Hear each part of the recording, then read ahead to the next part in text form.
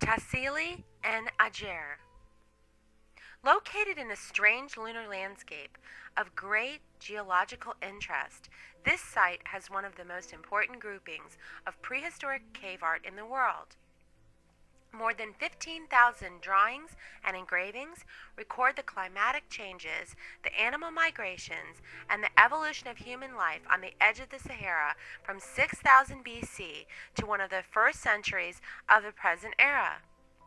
The geological formations are of outstanding scenic interest, with eroded sandstones forming forests of rocks.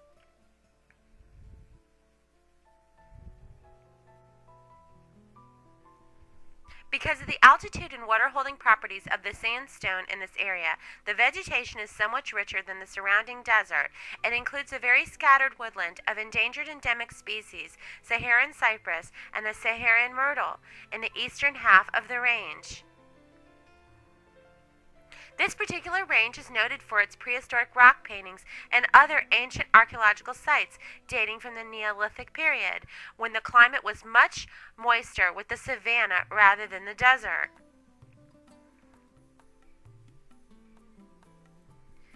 Tassili N Ajjer, whose prehistoric cave art tells volumes about ancestors and about the glorious and deep past of the Algerian nation.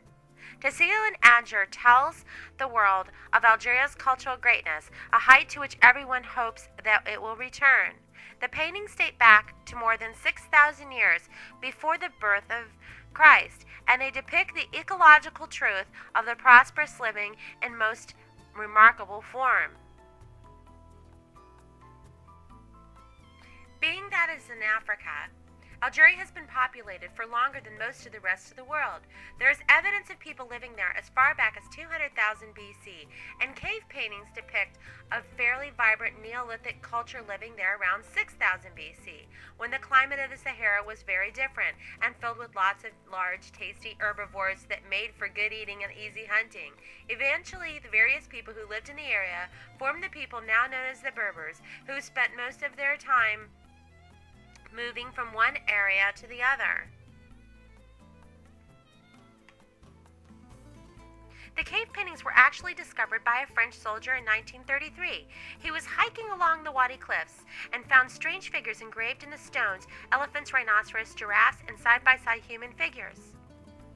Brenna's discovery came to the attention of Henry Lot, a pupil of Abbé Brule, the great expert on prehistoric cave art in France. In Algeria at the time, Lot went to Jeannette, a town south of the Tassilli Plateau, and met the lieutenant and ultimately examined the discoveries himself. He had wrote in a letter, said he never saw anything so extraordinary and so beautiful. 15 years later, and again in 1956, Lot led a team of painters and photographers to copy and record the artwork under the aegis of the Museum of Man in Paris and with the financial support of the Center of National Scientific Research in France. Although Lot and his associates discovered 800 paintings, most of them were carefully copied. What was interesting was that these paintings actually evolved. As every group of people walked or came into this area, they changed the style of the paintings. Sometimes the heads were small, sometimes the heads were big, sometimes the people evolved into different kinds of colors according to who passed through there. Egypt passed through there. There were cattle herders that passed through there, and each group of people that passed through the Tassilli region added to the texture, color, and shape of the paintings.